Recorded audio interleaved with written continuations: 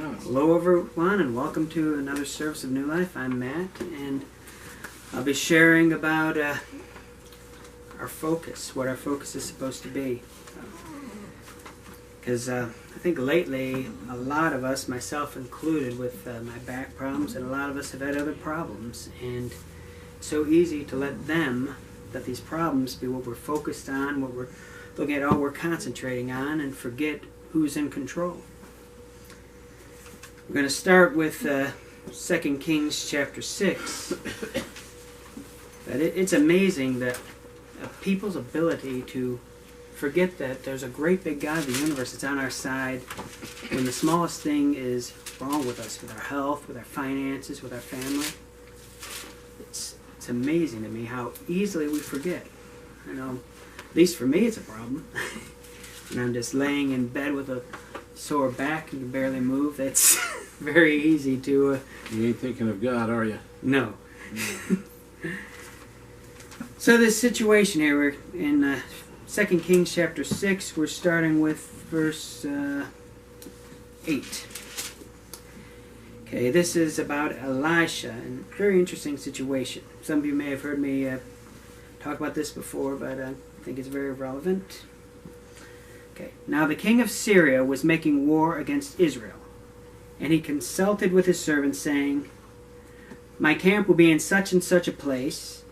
And the man of God sent to the king of Israel, saying, "Behold, that you do not pass this place, for the Syrians are coming down there."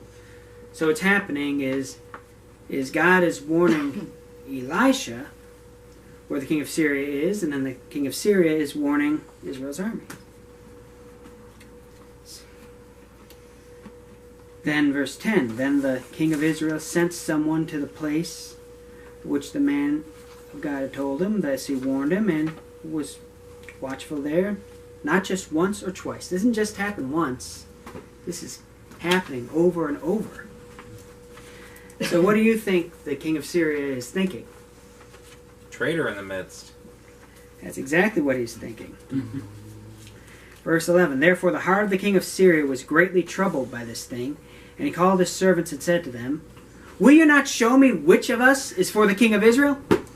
Okay, which one of you? Come on, which one of you is the traitor? Now, I don't think that what would have happened if he did find a traitor is that he would slap the guy on the wrist. Then we'll slit the throat. I don't think he'd have put him in prison. No, as you said, Jeff. Yeah, he'd have killed him.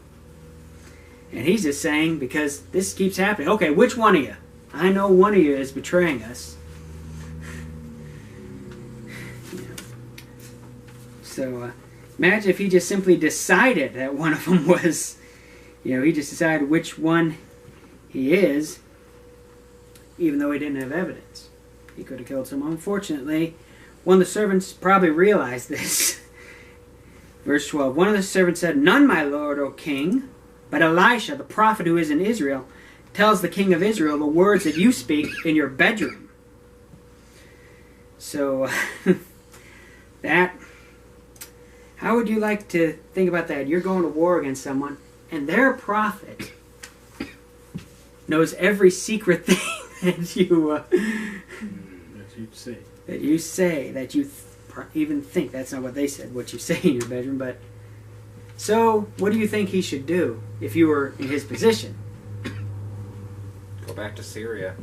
That's what he should have done, yeah. But, verse 13, so he said, "Go and see where he is, that I may send and get him." And it was told him, saying, "Surely he is in Dothan." Therefore he sent horses and chariots and a great army there, and they came by night and surrounded the city. Did he think that God was telling Elisha all of his plans against the king of Israel, but wouldn't have warned Elisha?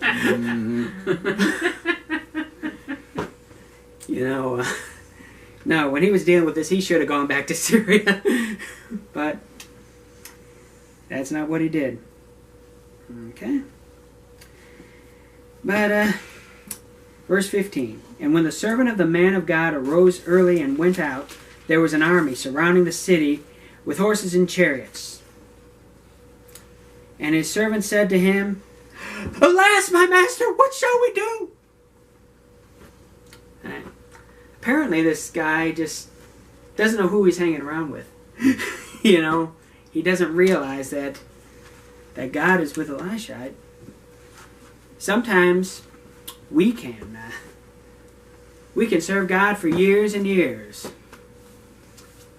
And suddenly when we have a problem, we forget who we're serving.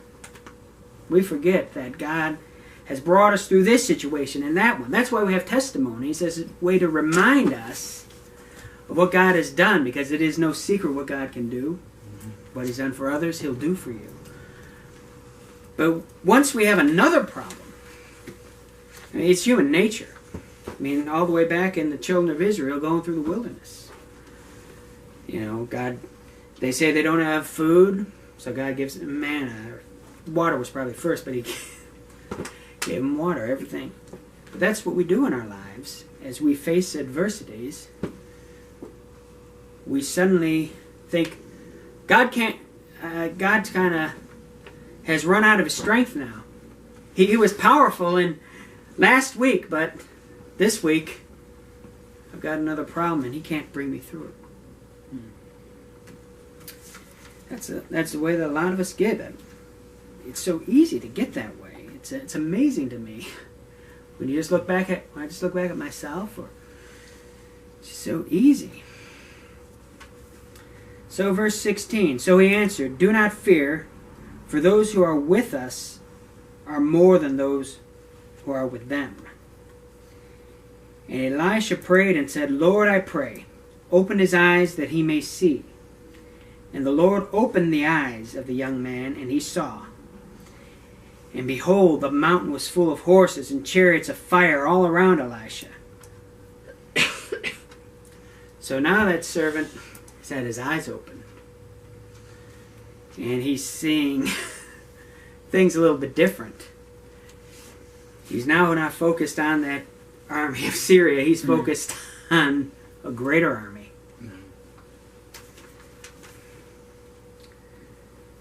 Okay.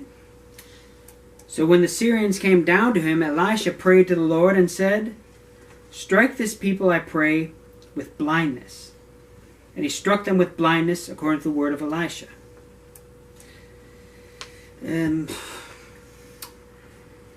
Could you imagine how that army is feeling right now? Blind. Yeah, how terrified I would be. I would be terrified if I was... I'm being sent after this prophet because this prophet knows all my king's secrets. And I've been sent to get him. And now when I get close to him, I've gone blind. And everybody else around me. And really, that would be terrifying.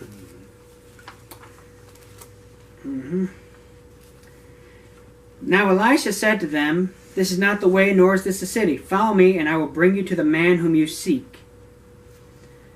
But he led them to Samaria. First of all, if I were them, I would have said, "Take me home. I want my mommy." You know? But they're still faithful soldiers, still going after Elisha, even though he's actually telling them, even though he's the one who's guiding them, leading them the wrong way.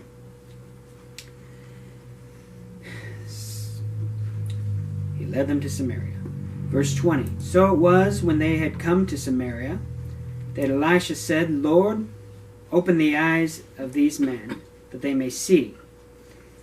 And the Lord opened their eyes, and they saw, and there they were, inside Samaria.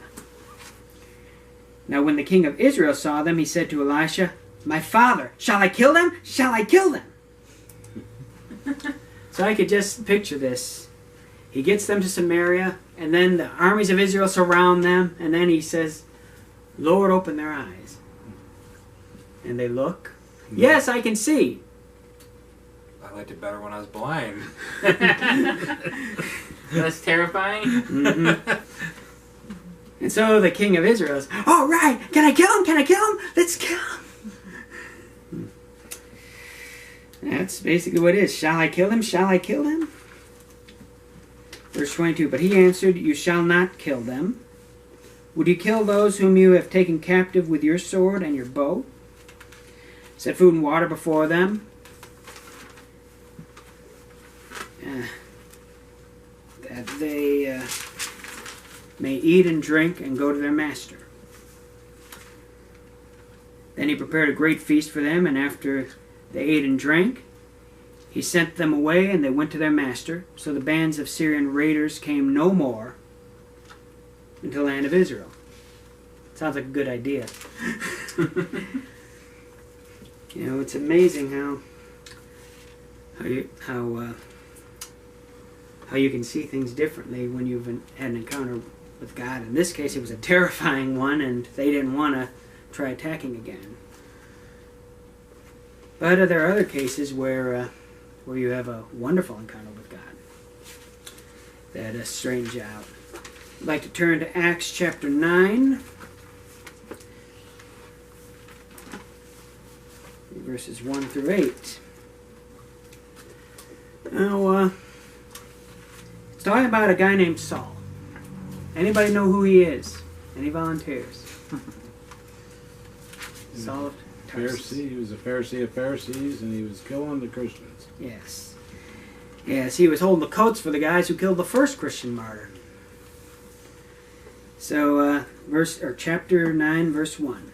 Then Saul, still breathing threats and murder against the disciples of the Lord, went to the high priest and asked letters from him to the synagogues of Damascus, so that if he found any who were of the way, whether men or women, that he might bring them bound to Jerusalem.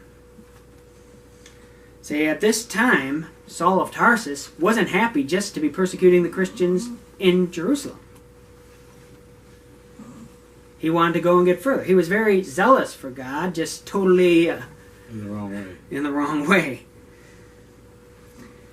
So verse 3, and as he journeyed, he came near Damascus, and suddenly a light shone around him from heaven.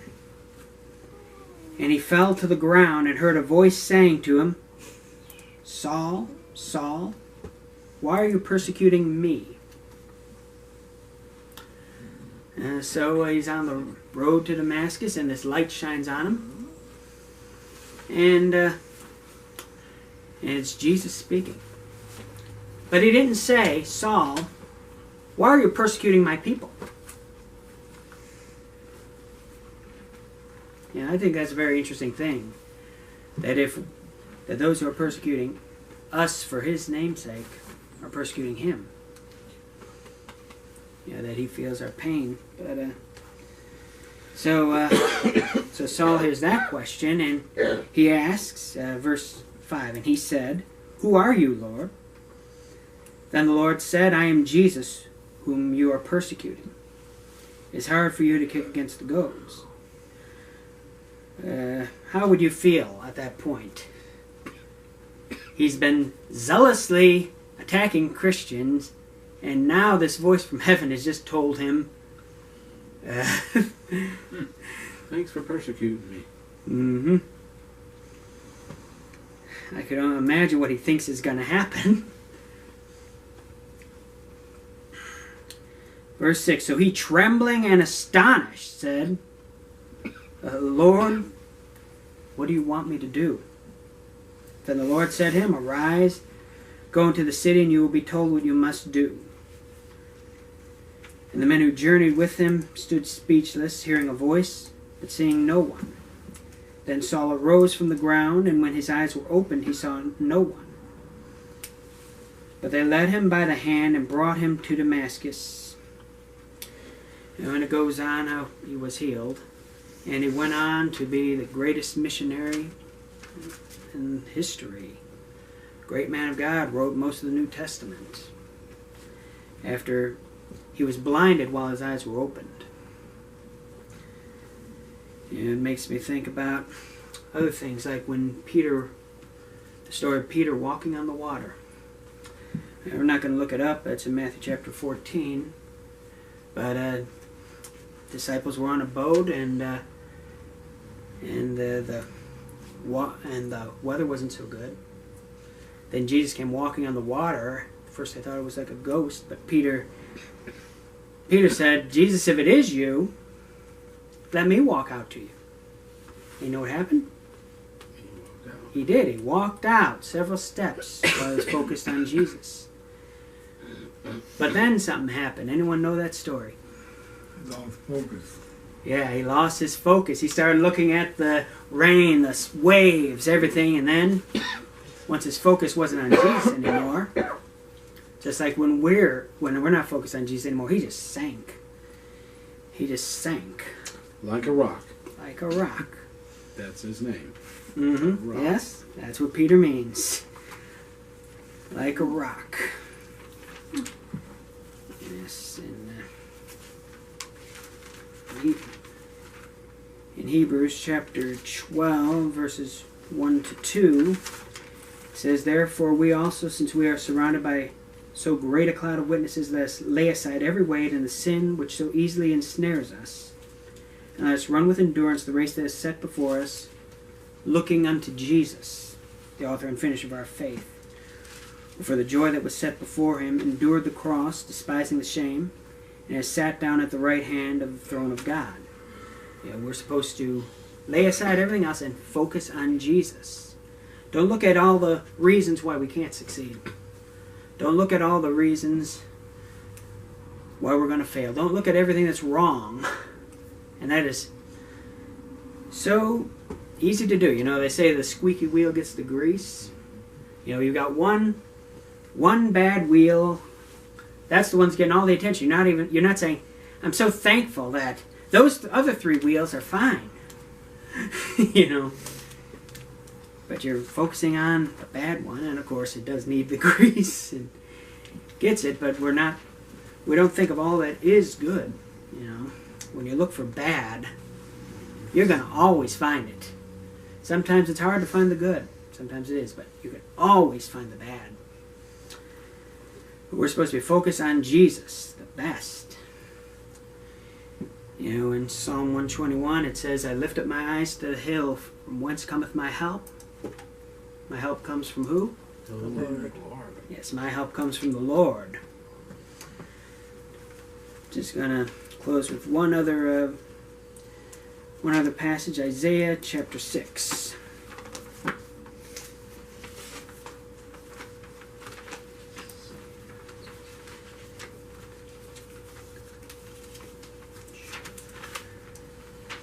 Isaiah chapter 6.